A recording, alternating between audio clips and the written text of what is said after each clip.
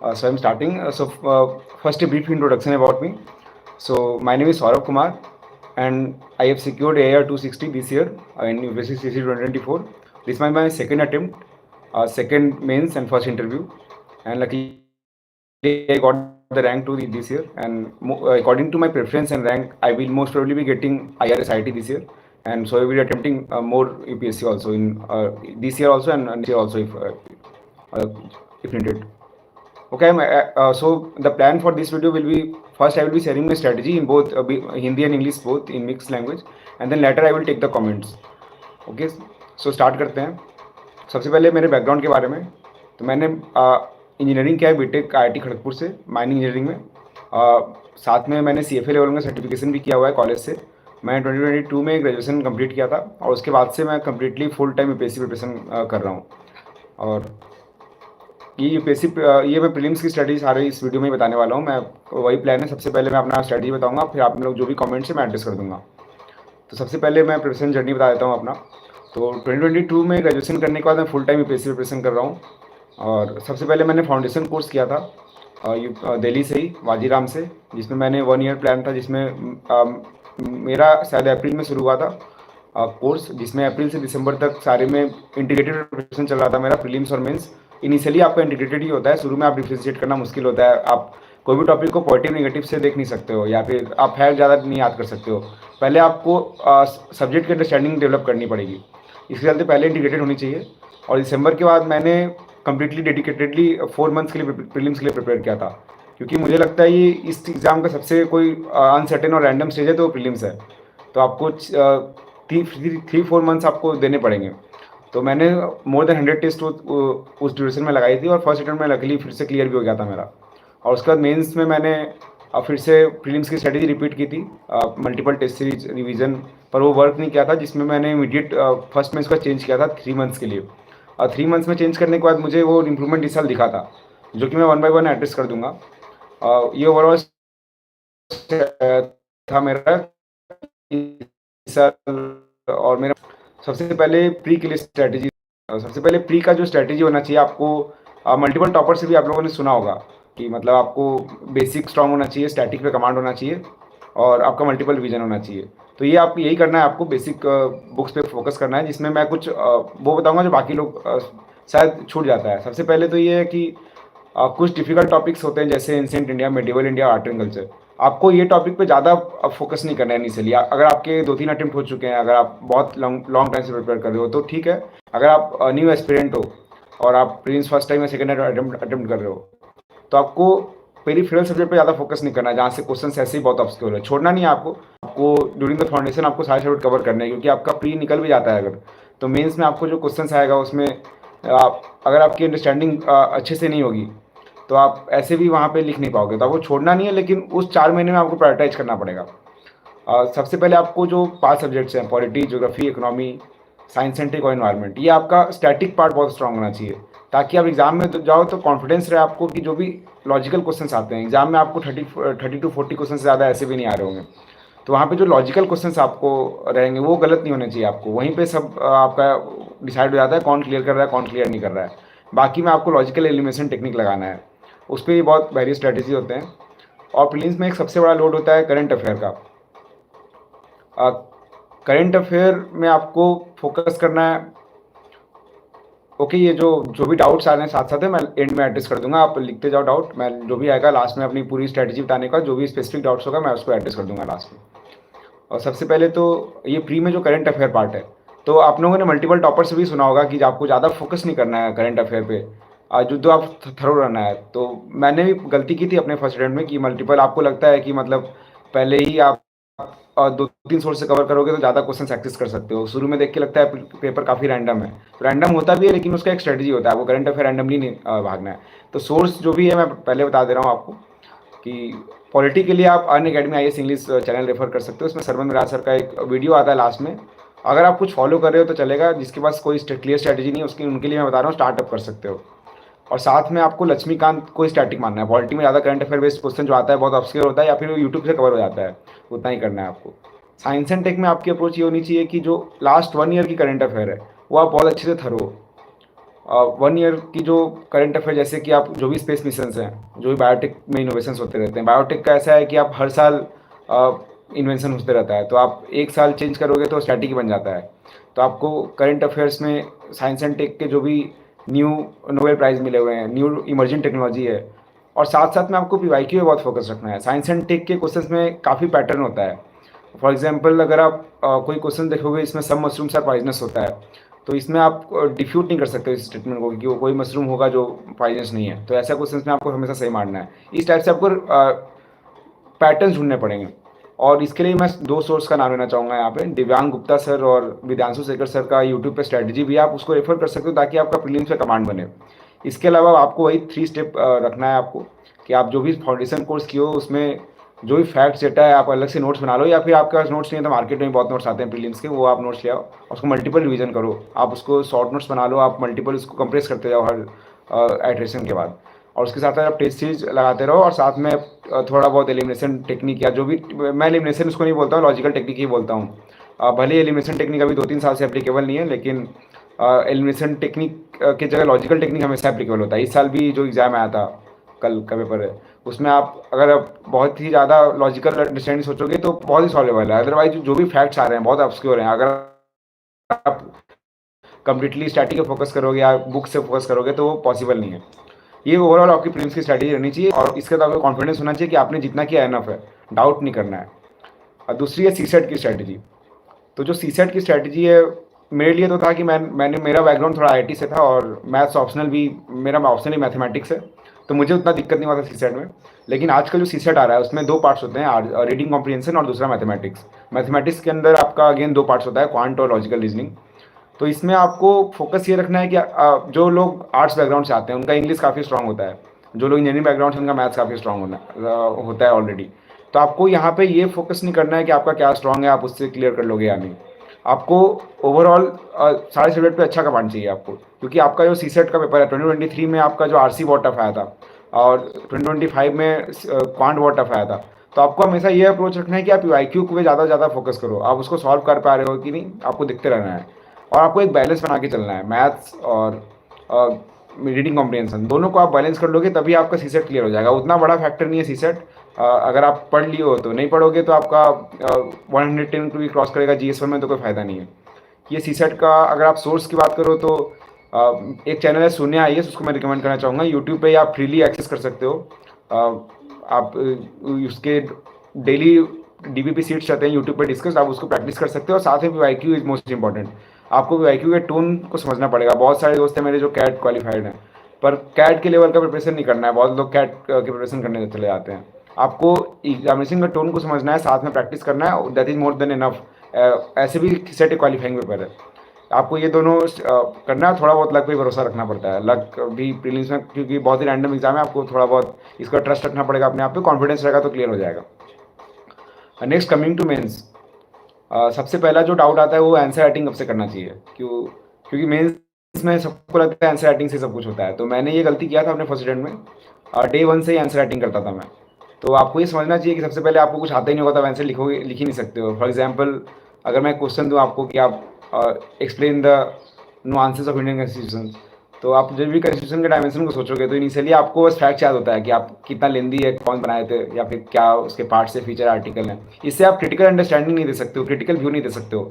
Mains में आप लोगों ने बहुत बार सुना होगा कि मतलब, और इसको लिंकेज करना पड़ता है आपको हिस्ट्री सोसाइटी से, तो आप जब एक ही सब्जेक्ट पढ़ोगे तो उसको लिंक कैसे करोगे। तो मेरे हिसाब से आइडियल टाइम होता है जब आप अपना बेसिक फाउंडेशन सारे सब्जेक्ट की कंप्लीट कर चुके हो, जिसमें 7 से 8 महीना लगता है। मैंने मई में शुरू किया था, दिसंबर तक कंप्लीट हो गया था। उसके बाद मुझे आंसर लिखने का तरीका दिखने लगा था, तो तब तक मैं ये कहूँगा कि मेरे लिए उतना यूजफुल नहीं था। अगर आपको डेली आंसर लिखना है तो लिख सकते हो, कोई लॉस नहीं है, पर बेनिफिशियल आपका 7-8 महीने के बाद ही रहता है जब आपको एक नॉलेज हो जाए। सेकेंड पार्ट है आपको मेंस में क्या स्ट्रैटेजी होनी चाहिए। तो प्री से अलग होता है मेंस का स्ट्रैटेजी। प्री में ये स्ट्रैटेजी आप जितने ज़्यादा टेस्ट लगाओगे, ज़्यादा मतलब एक लेवल के बाद घटने लगता है, लेकिन प्री में 50-60 टेस्ट लगाओगे तो आपको कॉन्फिडेंस अच्छा आ जाएगा। मेंस में लिनियरली पॉसिबल नहीं है, आप सिर्फ टेस्ट सीट के बेसिस पे ही अपना स्कोर इंक्रीज़ नहीं कर सकते हो।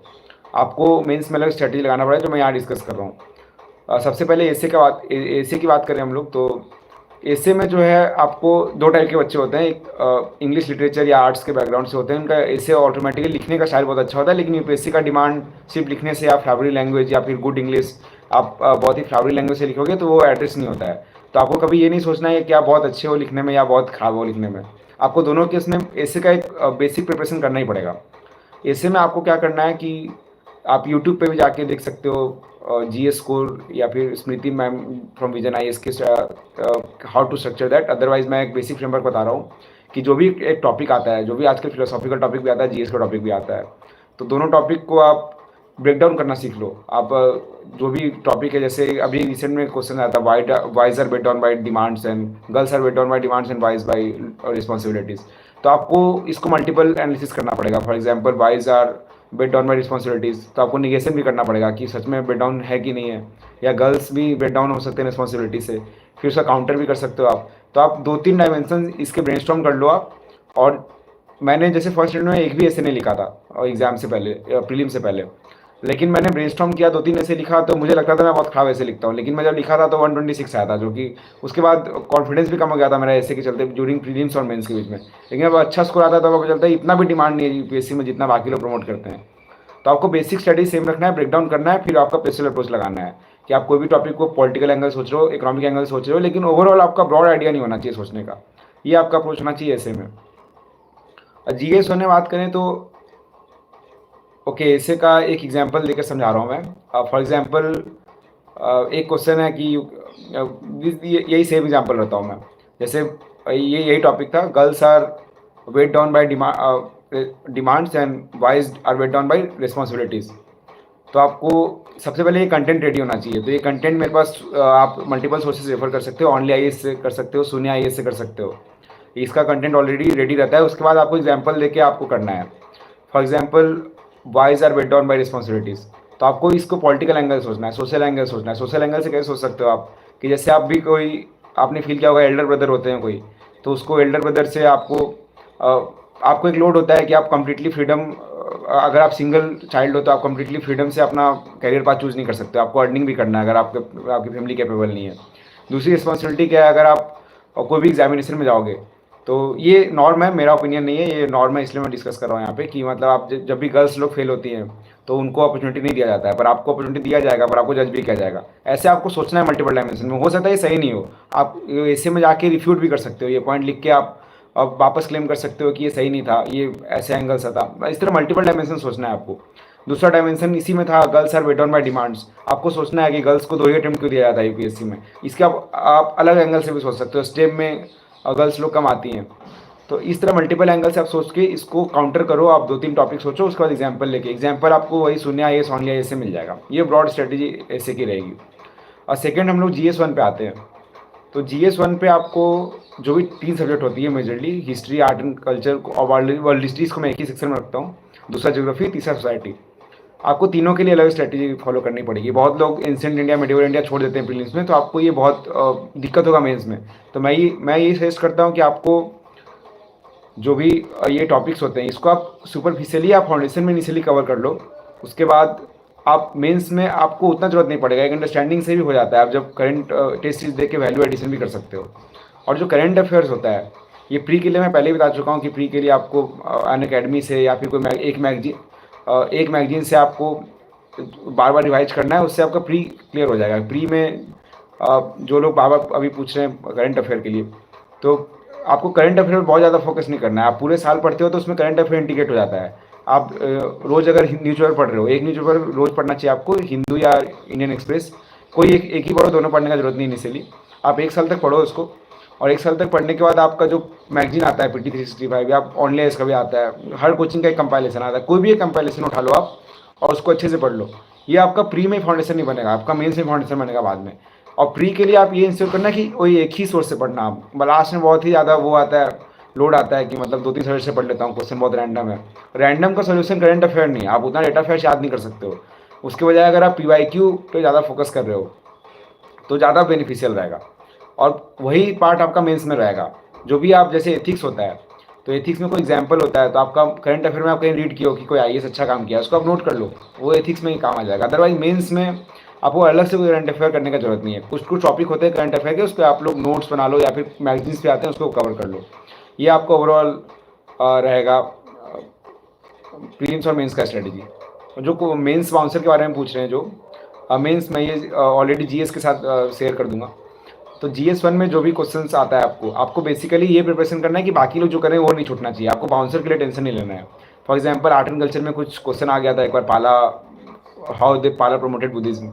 यही साल भी क्वेश्चन आया था, how what are twisters in Gulf of Mexico. तो many students are not aware about twisters, even I was not aware, I left the question. So और आपका ये स्ट्रेटेजी नहीं होना चाहिए लीव करने का। मुझे बिल्कुल ही आइडिया नहीं था, इसलिए लीव कर दिया था मैं, और टाइम भी कम था बाकी क्वेश्चंस को लिखने के चलते। तो आपको मतलब लीव नहीं करना है, आपको कम से कम एक वर्ल्ड मैप बना के आना है ऐसे क्वेश्चंस में। जो लोग बाउंसर के पूछ रहे हैं, कुछ आइडिया रहेगा आपको, प्रीलिम्स जैसा नहीं होता है। वहाँ पे जब भी कोई वर्ड सुनोगे आप, वर्ड सुन के कुछ दिमाग में आएगा, कुछ लिख के आओगे आप, तो सही रहेगा आपको। एक क्वेश्चन आप फिर भी छोड़ सकते हो, एक से ज़्यादा छोड़ोगे तो दिक्कत हो जाएगा फिर आप। मेंस में एक और जो जीएस की आगे स्ट्रेटजी बताने से पहले एक और सबसे इंपॉर्टेंट कंसर्न है राइटिंग स्पीड। तो राइटिंग स्पीड बहुत इंपॉर्टेंट है मेंस में। बहुत मतलब आपको सबसे पहला कंपटीशन यही खत्म हो जाता है अगर आप लिख पा रहे हो 20 क्वेश्चन, क्योंकि आप जैसे ही 18 क्वेश्चन भी लिखोगे, कितने भी अच्छे से लिखोगे, तो 90 के ऊपर स्कोर नहीं जाएगा आपका। और आप सारे क्वेश्चंस को एवरेज तरीके से भी लिख रहे हो तो 100 आने का चांस रहता है बहुत हाईली। तो आपको ये कोशिश करना है कि आप लिख के पढ़ो, या फिर जब मेंस के लिए पढ़ रहे हो तो सिर्फ रीडिंग नहीं करना है, आपको लिखना भी है साथ साथ में। आप लिखते रहोगे तो फिर आपका मेंस में सिर्फ स्पीड, हैंड राइटिंग सब कुछ इंप्रूव हो जाएगा। ओके, नेक्स्ट मैं हम लोग GS1 का बात कर रहे थे। तो GS1 में आपको आर्ट एंड कल्चर का वही है कि आपको प्री में छोड़ना नहीं है, बेसिक पढ़ो, आप उसी से आइडिया हो जाएगा। फॉर एग्जांपल देखिए समझा देता हूँ मैं। फॉर एग्जांपल आप IBC का पढ़ रहे हो, तो IBC के लिए आपको मेंस के अलग से रिवीजन करने की जरूरत नहीं है। अगर आपको थोड़ा भी आइडिया है कि आपका IBC में रोटेशन बेसिस पे रोड्स रहते थे, या फिर कोर्ट यार्ड रहता था, सीटाडेल रहता था, ये सब फीचर को ला के आप पॉइंट जनरेट कर सकते हो। तो आपको ये सिर्फ छोड़ना नहीं है कुछ। और ज्योग्राफी का बात है तो वो प्री से ही हो जाता है, अलग से कुछ नोट्स नहीं है। कुछ सुपरफिशियल टॉपिक्स होते हैं, वो आपको बाद में पढ़ना है मैगजीन से। यहाँ मैगजीन के लिए भी कुछ लोग पूछ रहे हैं कि विजन अच्छा है या नेक्स्ट IAS। तो मैं ये बोलूँगा कि कोई एक मैगजीन आपका पूरा कंसर्न एड्रेस नहीं कर सकता है आपका। हर मैगजीन में कुछ प्रॉस एंड कॉन्स रहेंगे। फॉर एग्जांपल विजन में कुछ ज़्यादा ही लेंदी रहता है, लेकिन टॉपिक्स कवर रहते हैं। उसी तरह कोई भी मैगजीन हो, शून्य IAS का मैगजीन हो, या फिर ओनली IAS का मैगजीन हो, नेक्स्ट IAS का भी मैगजीन हो, आप किसी भी एक को फॉलो करो। और आपको बस फोमो नहीं होना चाहिए कि आप कुछ पढ़ रहे हो तो कुछ छूट रहा है हर मैगजीन में। ओवरऑल कवर हो जाता है, कुछ फैक्ट छूट रहा है तो कोई दिक्कत नहीं है। सारा फैक्ट बनाना भी नहीं होता प्रीलिम्स में, आपको 100 नंबर ही टारगेट करना है। तो कोई भी एक मैगजीन चूज कर लो आप, वो मेंस में बेनिफिशियल रहेगा। फॉर एग्जांपल ज्योग्राफी का जो मैं बात कर रहा था मेंस के लिए, तो ज्योग्राफी के लिए आपका current affair, urban planning important हो जाता है। हीट वेव अगर न्यूज़ में, हीट वेव इंपॉर्टेंट हो जाता है। फॉर एग्जांपल पिछले साल कोल्ड वेव बहुत न्यूज़ में था, तो कोल्ड वेव इंपॉर्टेंट हो जाता है। तो ऐसा कुछ स्पेसिफिक करंट अफेयर नहीं, आपको टॉपिक्स के लिस्ट मिल जाएंगे जब भी आप मेंस अटेम्प्ट करते हो। तो टेलीग्राम ग्रुप पे या फिर मल्टीपल कोचिंग्स के कंपैरिजन भी आ जाते हैं, what are the important topics, उसको आप रेफर कर लो और ज्योग्राफी के नोट्स बना लो। थर्ड एस्पेक्ट जो है सोसाइटी, ये सबसे डायनेमिक है और इसी के लिए बहुत लोग को लोड लगता है, क्योंकि आर्ट एंड कल्चर और हिस्ट्री, ज्योग्राफी, ये सब स्टैटिक सब्जेक्ट्स हैं। आपके प्री बहुत स्ट्रॉन्ग रहेगा, प्री क्लियर किया आप तो उतना लोड नहीं होगा वैल्यू एडिशन में। नेक्स्ट जो सोसाइटी के लिए जो स्ट्रैटेजी होना चाहिए, तो आप कोई भी एक बेसिक नोट्स होना चाहिए आपके पास। एक जैसे कोई नाम नहीं लूँगा मैं, पर आपको आपके पास कुछ भी नोट्स नहीं है तो आप शून्य IAS के नोट्स कवर कर सकते हो, ऑनली IAS के नोट्स कवर कर सकते हो, या IAS सब के भी नोट्स कवर कर सकते हो। तो आप ये तीनों में से कुछ भी एक बेसिक नोट्स कवर करो, जिसमें आपका बेसिक स्टैंडर्ड अंडरस्टैंडिंग डेवलप हो जाए। और साथ में मैंने एक टॉपिक जो है स्ट्रैटेजी के साथ ही बताना चाहूँगा कि आपको जो भी मेंस का प्रिपरेशन करना है, उसके पहले आपको सिलेबस को मैपिंग करना है आपको। फॉर एग्जांपल इंडियन सोसाइटी के रिस्पेक्ट में समझाता हूँ मैं। For example diverse Indian society, salient features of Indian society, role of women, ये सब टॉपिक डायरेक्टली मेंशन्ड हैं सिलेबस में। आपको ये सब टॉपिक याद होने चाहिए, कैसे आपके टॉपिक को नोट्स बनते हैं। For example role of women है, आपको 2-3 एग्जाम्पल याद होना चाहिए पॉलिटिकल एंगल से, कौन कौन वुमेन क्विट इंडिया मूवमेंट में इंपॉर्टेंट थे, कुछ लोग सिविल डिसोबीडियंस में इंपॉर्टेंट थे, कुछ लोग एंशिएंट इंडिया में अपाला, ये सब अपाला हो गया, या फिर आपका मेडिवल इंडिया में रानी लक्ष्मीबाई, मॉडर्न इंडिया में, ये सब नेम्स आपको याद रखने हैं। इसके बाद नेक्स्ट स्टेप जो आता है वो PYQ से आपको देखना है कि कुछ थीम रिपीट होते रहते हैं। फॉर एग्जांपल इंडिया का diversity, role of women, regionalism, communalism, ये सब बहुत ही रिपीटेड थीम्स हैं। इसके ऊपर आपको नोट्स बनाना है और ये नोट्स बहुत ही इनरिच्ड होने चाहिए। इसके ऊपर आपको डेटा फैक्ट्स कहीं से भी कलेक्ट करना है। आप कोई भी एक कोचिंग के फिर से कंपैरिजन उठा लो और खुद से जितना भी आपसे पॉसिबल हो। सारा डेटा फैक्ट आपको रटना नहीं है, जरूरी नहीं है इसे फॉलो डेटा फैक्ट भी लिखते हैं। तो आपको बेसिक डेटा फैक्ट याद करना है, कंपाइल करना है, उस पर सोसाइटी एनरिच हो जाएगा। नेक्स्ट GS2 पे आते हैं हम लोग। तो स्ट्रैटेजी सभी GS की लगभग सेम रहती है, बस थोड़ा थोड़ा वेरिएशन रहता है। GS2 में सबसे पहले पॉलिटी की बात करेंगे। पॉलिटी का अगेन बेसिक पार्ट जो है आपका प्रीलिम्स के समय ही कवर हो जाता है। और प्रीलिम्स के समय ही कवर होने के बाद आपका जो मेंस के लिए सुप्रीम कोर्ट जजमेंट हो गया, कमिटी रिकमेंडेशंस हो गया, या फिर आपका जो डेटा फैक्ट्स हो गया। फॉर एग्जांपल प्रीलिम्स में भी आर्टिकल आने लगा है अब तो, पर पहले आर्टिकल याद आता नहीं था तो बहुत लोगों को याद नहीं रहता था। लेकिन जब भी कोई क्वेश्चन फॉर एग्जाम्पल स्पीकर पे क्वेश्चन आ रहा है तो आप स्टार्ट भी कर सकते हैं इंट्रोडक्शन में, article 93 speaks about the speaker, या फिर article 163 speaks about the discretionary power of the governor. आपको ऐसे आर्टिकल याद रहेंगे तो आपका पॉलिटी का आंसर बहुत इनरिच हो जाएगा। साथ में एक और फैक्टर है, टॉपर्स कॉपी एनालाइज करोगे तो आपका GS2 में नहीं, GS1 में बहुत इनरिच होता है। GS2 में पार्टिकुलरली इंपॉर्टेंट इसलिए रहता है क्योंकि बहुत तो सजेस्ट करेंगे आपको सेकेंड ARC का रिपोर्ट पढ़ने के लिए, लेकिन वो इतना बल्कि आप पढ़ नहीं पाओगे। तो उसके बदले आप कोई भी टॉपर सीरियल वाइज मैं सजेस्ट करूँगा, आप रैंक 1 से स्टार्ट कर दो। और रैंक 1 से क्यों छूटेगा नहीं, इसलिए नहीं इक्वली सारे रैंकर के टॉपिक कॉपी अच्छे होते हैं, पर आप रैंक 1 से स्टार्ट करो ताकि ऊपर से कोई छूटे नहीं। और आप खोलो टॉपिक, और आपको कंपटीशन नहीं लेना है उससे कि आप लिख रहे हो उसके जैसा लिख रहे हो कि नहीं, आपको उससे लर्निंग लेना है, या फिर वही आपको उसमें से कंटेंट लेना है ताकि आप उसके जैसा आगे इम्प्रूव कर सको। फॉर एग्जांपल एक टॉपर थे, उनका मैंने कॉपी देखा था और उसमें ARC में लिखा हुआ था, ARC से रिकमेंड था separation of judicial and executive power of some officers. तो मुझे कंप्लीटली ARC पढ़ने की जरूरत नहीं है, वो टॉपिक से जब भी क्वेश्चन आता था तो मैं डायरेक्टली वही लिख देता था जाके। तो आपको जैसे फॉर एग्जांपल एक फूड सिक्योरिटी पे क्वेश्चन आ रहा है तो शांता कुमार कमेटी बहुत ही फेमस है, तो ये मैंने अलग से कलेक्ट नहीं किया था, कोई टॉपर कॉपी में देखा मैं उसको ले लिया, जब भी फूड सिक्योरिटी पे क्वेश्चन आया तो मैं लिख रहा हूँ। ये स्ट्रेटेजी आपका पॉलिटी के लिए होना चाहिए। अब GS2 का इंपॉर्टेंट पार्ट है गवर्नेंस। गवर्नेंस अगेन, गवर्नेंस और इंडियन सोसाइटी साथ में पढ़ना होता है, इसका कुछ टॉपिक भी है, कोऑपरेटिव सोसाइटी या ट्रेड यूनियन, आपको साथ साथ में कॉन्सेप्ट सेम रहेगा। एनरिचमेंट के लिए आपको एग्जाम्पल डेटा फैक्ट अलग रखने पड़ेंगे। GS3 की बात करें अगर हम लोग, तो ये सबसे डायनेमिक सब्जेक्ट है, इसमें स्कोर भी अभी कम हो रहा है क्योंकि ये बाकी जैसा नहीं होता है। अब जो भी इकोनॉमिक्स है, आप प्री के लिए जब भी पढ़ोगे तो उसमें डेटा फैक्ट्स या कॉन्सेप्ट पर फोकस करते हो। For example physical deficit, primary deficit, ये क्वेश्चन भी आते हैं, आप ये सब थॉरली क्लियर होते हो। पर जब भी प्रीलिम्स में जो मेंस में जो क्वेश्चन आता है वो आता है what are the analysis of inclusive growth, या what are the dimensions of poverty, तो ये डायरेक्टली आपका प्री से क्लियर नहीं होगा। इसलिए आपको एक बेसिकली एनरिच्ड नोट्स प्रिपेयर करना पड़ेगा। नोट्स प्रिपरेशन का स्टडी में आगे बात कर लूँगा।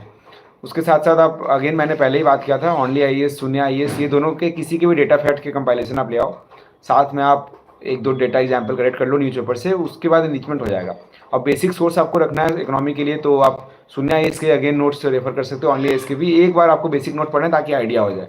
एग्जाम्पल के साथ मैं समझा देता हूँ। फॉर एग्जाम्पल इंक्लूसिव ग्रोथ जब भी आए तो आपको इसमें देखना है 4 dimension, health, education, political participation और वुमेन।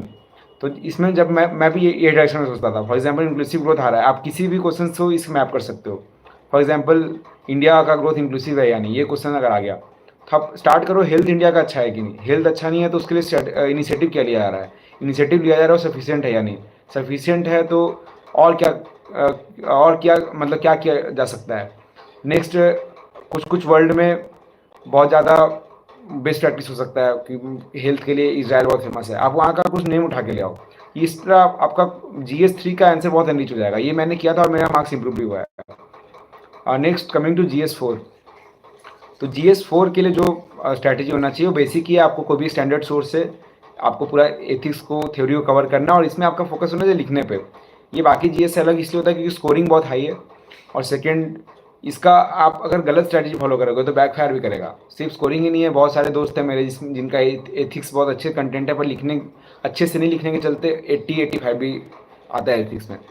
तो आपको ये फोकस करना है कि जो भी GS4 का है, आप एग्जाम्पल, रिलेवेंट स्ट्रक्चरिंग, ये बहुत इंपॉर्टेंट है। जो केस स्टडी होता है उसमें आप करंट एग्जाम्पल डालो, अपने पर्सनल लाइफ से एग्जाम्पल डालो, ये बहुत इंपॉर्टेंट है GS4 में। नेक्स्ट कमिंग टू ऑप्शनल, सो ये यहाँ पे मैं ज़्यादा ऑप्शनल की बात नहीं करूँगा क्योंकि सबका यहाँ मैथ्स ऑप्शनल नहीं है। मेरा मैथ्स ऑप्शनल है, तो मैंने पहले से टेक्निकली 2-3 कोचिंग लिया था मैं, वो बेनिफिशियल रहेगा, मैं अलग सेक्शन में एड्रेस कर दूँगा। After mains important thing is interview, so interview is very crucial, और ये रैंडम भी सबसे प्रीलिम्स के बाद मोस्ट रैंडम मुझे लगता है तो इंटरव्यू ही लगता है, पर उतना रैंडम नहीं अगर आप अच्छे से प्रिपरेशन कर रहे हो तो resources following for okay, I will address the concern after completing just the interview part. So interview के लिए आपको क्या स्ट्रेटजी फॉलो करना चाहिए। मैंने ये पहला इंटरव्यू दिया था, तो मेरे एक्सपीरियंस से शुरू में मैं भी कंटेंट पे फोकस कर रहा था कि ज़्यादा कंटेंट रहेगा तो मैं बेटर आंसर दे पाऊँगा। तो आपको मैकेनिकल आंसर नहीं देना है इंटरव्यू में, ये आपको याद रखना है। तो इसलिए आपको कंटेंट पे नहीं बल्कि स्पीकिंग स्किल पे ज़्यादा काम करना है। फॉर एग्जांपल आपका जो भी मीडियम हो, हिंदी इंग्लिश से फ़र्क नहीं पड़ता है, आप इंग्लिश अच्छे से ओके। सो मैं जैसा कि मैं बोला था, आपको आर्टिकुलेशन में फोकस रखना है। फॉर एग्जांपल कोई क्वेश्चन आपसे पूछा जा रहा है और नॉर्थ ईस्ट के बारे में, तो आपको केयरफुल रहना है कि आप उसके बारे में कुछ नेगेटिव नहीं बोल दो। फॉर एग्जांपल मेरे से एक गलती हुआ था कि जब भी नॉर्थ ईस्ट के बारे में पूछे तो मैं मेनलैंड इंडिया को अलग से बोल दिया। तो आपको ये बहुत ही इंसेंसिटिव लगेगा सिविल सर्विसेज के एंगल से, कि आप मतलब एक सिविल सर्विसेज के एंगल से भी नॉर्थ ईस्ट को अलग सोच रहे हो। तो आपको ये सब पे ज़्यादा फोकस रखना है। दूसरी बात है मॉक इंटरव्यूज़ के इम्पोर्टेंस। तो मॉक इंटरव्यू कुछ लोगों के लिए इंपॉर्टेंट हो सकता है, कुछ लोगों के लिए रिलेवेंट नहीं हो सकता है। मेरे लिए बहुत रिलेवेंट था।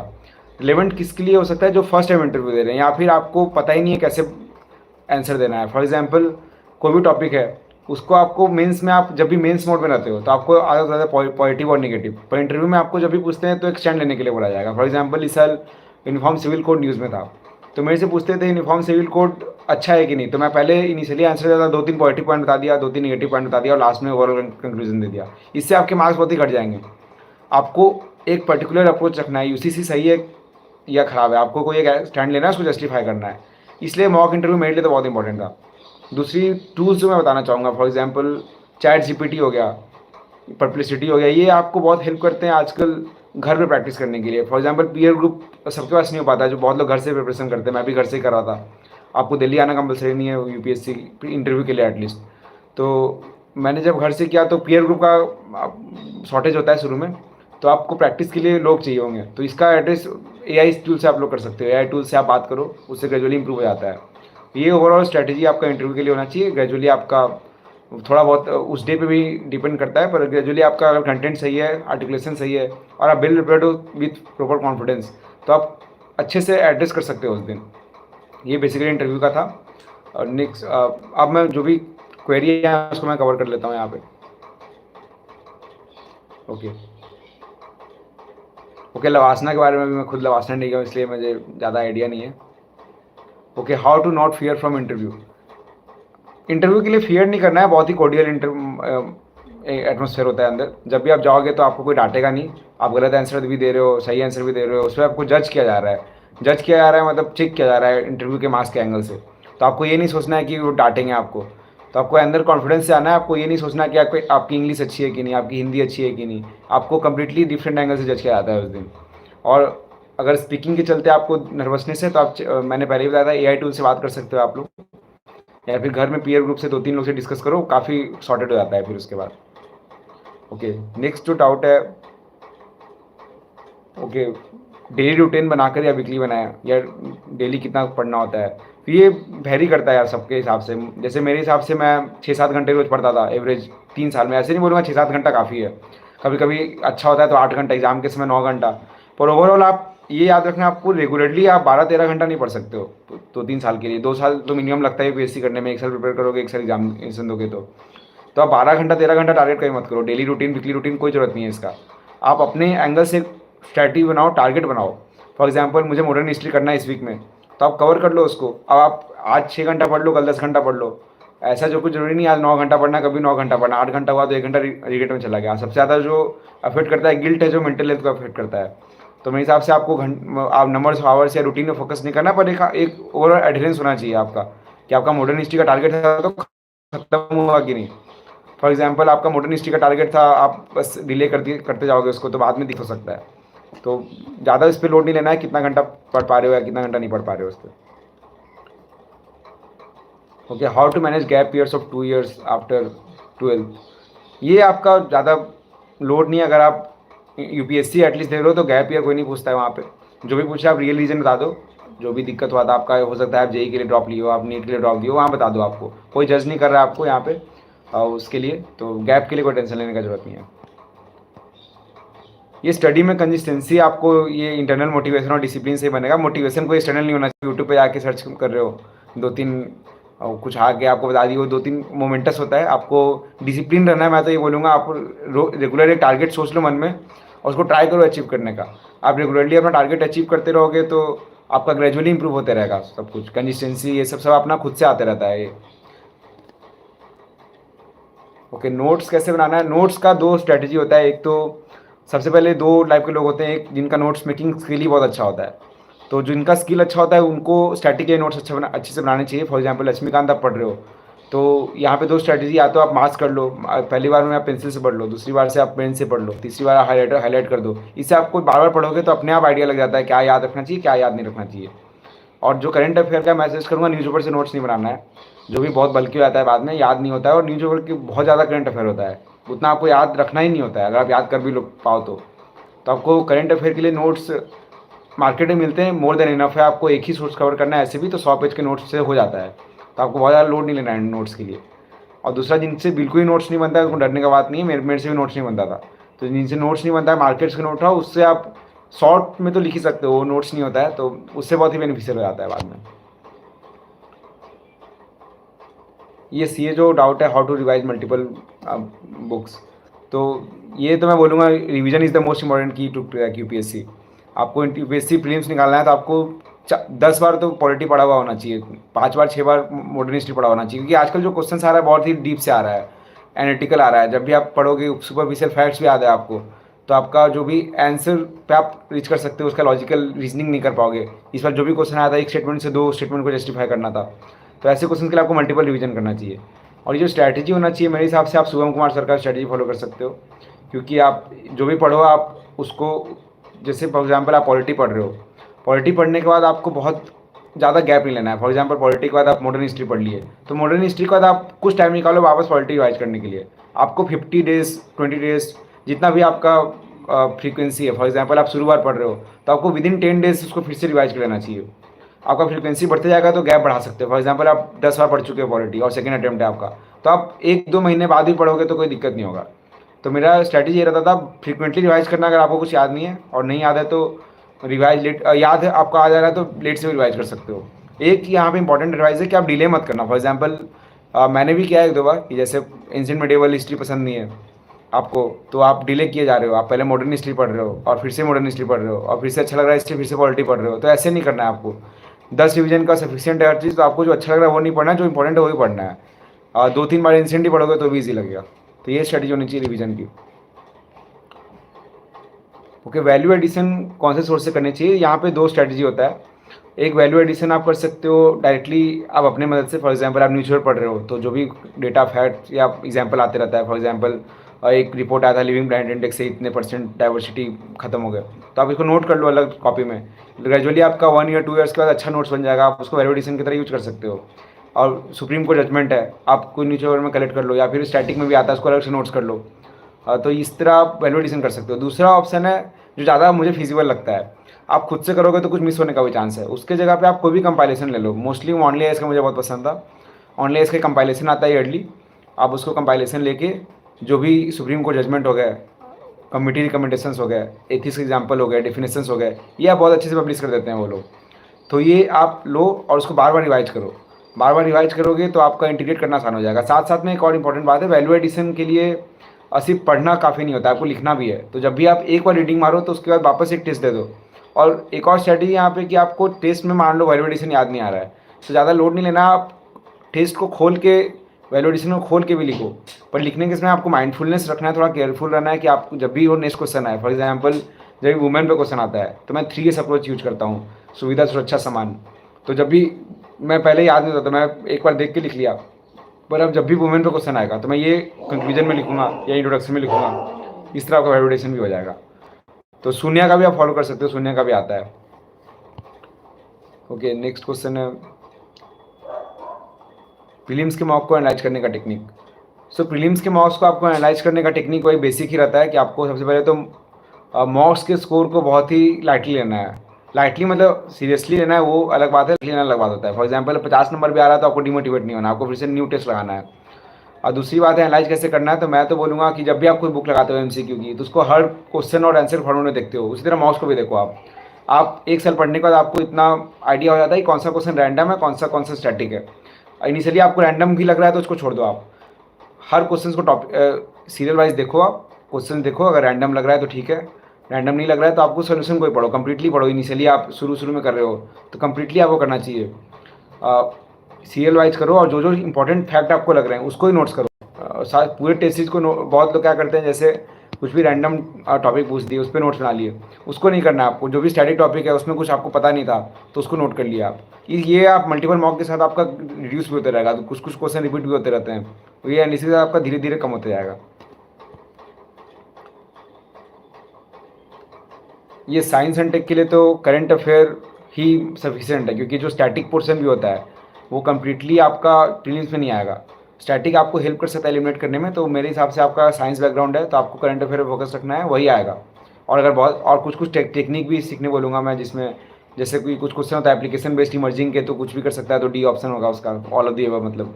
या फिर कुछ भी बहुत ही एक्सट्रीम स्टेटमेंट है तो गलत रखना। ये साइंस एंड टेक में बेसिक अप्रोच रहना चाहिए, बहुत ही ज़्यादा लोड लेने का जरूरत नहीं है उसमें। ओके, दिल्ली, यस, मैंने तो कम्प्लीटली दिल्ली से ही किया है। मैंने 2022 के बाद दिल्ली में ही 3 साल से था, तो इस साल आप फिर से अटेम्प्ट देना, मैं दिल्ली में ही हूँ। लेकिन आप लोगों को दिल्ली में रहने का ज़रूरत नहीं है, कम्प्लीटली ऑनलाइन भी कर सकते हो। आप पे डिपेंड करता है आपके डिसिप्लिन पे, आपके मोटिवेशन पे। अगर आप घर से पढ़ सकते हो, ऑनलाइन अच्छा लगता है तो आप घर से पढ़ सकते हो। दिल्ली आना बहुत ही डिसएडवांटेज भी हो सकता है कभी कभी, और दिल्ली में क्लाइमेट अच्छा नहीं होता है, पॉल्यूशन बहुत है।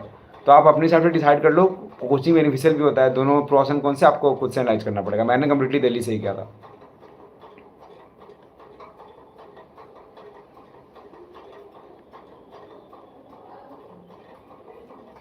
ओके, तो ये प्रीलिम्स में जो पैनिक होता है ये सबको होता है, आपको ये याद, इससे आपको कम पैनिक होगा।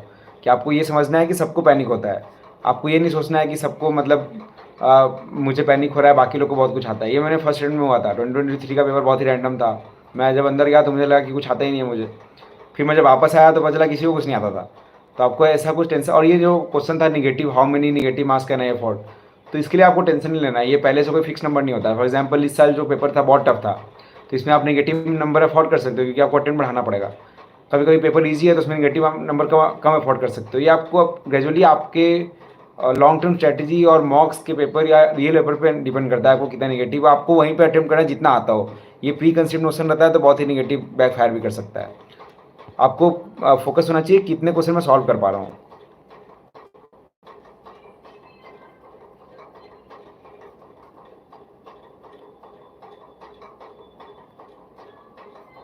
ये मैं से आंसर राइटिंग के बारे में पहले ही बता चुका हूँ मैं, कि आंसर राइटिंग आपको शुरू से नहीं करनी है। आपको 6-7 महीना बाद जब आपका बेसिक कॉन्सेप्ट आपका कवर हो जाएगा, बेसिक सोर्सेज आपके कवर हो जाएंगे, आप इंटरलिंकेज डेवलप कर पाएंगे, तब आपको शुरू करनी है। आप शुरू में आपको करना ही है तो आपको बहुत टाइम है तो आप कर सकते हो, उससे कुछ लॉस नहीं होता है, लेकिन बहुत ही फ़ायदा भी नहीं होगा। तो मैं सजेस्ट करूँगा 7-8 महीने बाद आपको कर देनी चाहिए, लेकिन जब करोगे तो अच्छे से करना चाहिए। क्योंकि बिना आंसर राइटिंग क्या वैल्यू एडिशन कर लो ना, मल्टीपल रिवाइज कर लो, मल्टीपल बुक पढ़ लो, कोई उससे ज़्यादा बेनिफिशियल नहीं होने वाला है। तो आपको ये बहुत ही अच्छे से फोकस रखना है। ओके, मैं कम्प्लीटली कोचिंग में इनरोल था हर स्टेज पे। प्रीलिम्स के लिए भी इनिशियली फाउंडेशन कोर्स था, मेंस के लिए मल्टीपल कोचिंग्स में टेस्ट सीरीज इनरोल था मैं। तो गाइडेंस मिल जाता है, जो भी मेंटर्स होते हैं। आपको भी गाइडेंस चाहिए तो मेंटर से कनेक्ट कर सकते हो आप, हर कोचिंग प्रोवाइड कर देते हैं आपको। और इंटरव्यू के लिए आप ऐसे भी जब क्वालिफाई करोगे तो मेंटरशिप मल्टीपल कोचिंग से मिल जाती है। तो इसके लिए आपको टेंशन नहीं लेना है। जो भी प्रीलिम्स के लिए आपको लोड हो रहा है तो मल्टीपल रीच कर सकते हो। आपको शुरू में गाइडेंस की जरूरत पड़ता है तो आपको ऐसे नहीं सोचना है कि मैं खुद से कर लूँगा। अगर आपको जरूरत पड़ रहा है तो आप मेंटर से रीच कर सकते हो। यूपीएससी इज लक और hard work, I can not tell, like both are involve. मतलब मैं लक को बहुत एट्रीब्यूट करता हूँ, सिर्फ हार्डवर्क से तो पॉसिबल नहीं है मेरे लिए at least. Peer group is important, peer group is important for interview and mains. Pre के लिए आप खुद से कर सकते हो, मेंस के लिए इसलिए बोल रहा हूँ क्योंकि आप 2-3 लोग के आंसर देखोगे तभी पता चलेगा आप अच्छा लिख रहे हो कि नहीं।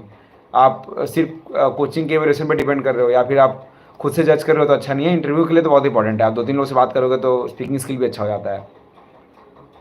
Okay, I'm going to name which coachings I was part of. So initially for 1 year I took foundation coaching in Vajiram and Ravi, और उसके बाद मैं प्रीलिम्स टेस्ट में इनरोल था। पर साथ में मैंने विजन के प्रीलिम्स में भी, विजन के प्रीलिम्स टेस्ट में इनरोल किया था।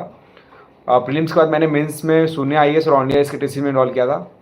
और ऑनली मेंस के बाद मैंने ऑनली आईएएस का क्यूईबी प्रोग्राम लिया था एम के यादव सर का। और मैथ्स में मैंने आईएमएस और मैथोकैट का कोर्स लिया हुआ है। और इंटरव्यू के लिए तो ऑलमोस्ट जो भी कोचिंग अच्छे से हेल्प करते हैं मैं सब में ही एसोसिएटेड था, जहाँ भी मॉक इंटरव्यू दिया हूँ मैं। और कुछ कुछ कलाम आईएएस का एक नेम है, जैसे वो कुछ अलग ही हेल्प करते हैं, 2-3 पीयर ग्रुप से डिस्कस भी करवाते हैं, तो बहुत ही बेनिफिशियल था। इतने ही कोचिंग से एसोसिएटेड में 60 में।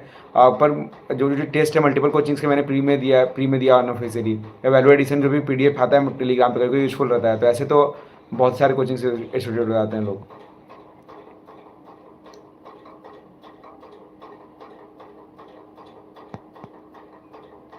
ओके 28 27 जो भी रोड मैप पूछ रहे हैं, वो रोड मैप आपको वही मैं जो बताया वही करना है। 8 महीने फाउंडेशन कोर्स, फिर प्री, फिर mains. Okay fast and okay pen, pen बहुत इंपॉर्टेंट है मेरे लिए एटलीस्ट। तो मैं जनरल पेन सजेस्ट करूँगा, पायलट V5 या V7 यूज़ कर सकते हो, और पार्कर भी यूज़ कर सकते हो। मैं पार्कर यूज़ करता हूँ क्योंकि इसका फ्लो बहुत फास्ट होता है और थोड़ा वेट भी दे सकते हैं। ओके पेन ज़्यादा इंपॉर्टेंट नहीं है। आप जो फास्ट एंड राइटिंग बोल रहे हो, आपको 2-3 टेस्ट लगाना चाहिए लगातार, उससे आपका ऑटोमेटिकली इंप्रूव हो जाएगा। ये कितना टेस्ट देना चाहिए आपको, ये प्री और मेंस के जो मेरे हिसाब से 12-13 टेस्ट अगर आप फर्स्ट अटेम्प्ट में दे रहे हो और ग्रेजुअली आपका इंप्रूवमेंट बहुत ज़्यादा हो जाता है तो आप कम भी दे सकते हो। पर मेरा एडवाइस ये रहेगा, आप प्री या मेंस, प्री देने से पहले ही आप मल्टीपल टेस्ट ही लिख लो मेंस के लिए, ताकि आपका पहले से ही बहुत ज़्यादा लोड नहीं हो बीच में, क्योंकि बीच में अभी टाइम बहुत कम मिल रहा है। इस साल 88 डेज़ है, अगले साल 86 डेज़ रहेगा, तो आपको बहुत ही कम टाइम मिलता है प्री और मेंस दोनों के बीच में। तो आपको ये दोनों ऑप्शन पे ज़्यादा फोकस करना है, आंसर राइटिंग ये बीच में। Okay, then thank you everyone. It was nice talking to you. And if any help is needed, you can reach out to me through Telegram or Instagram. Thank you. If you have any more doubt, then you can write here.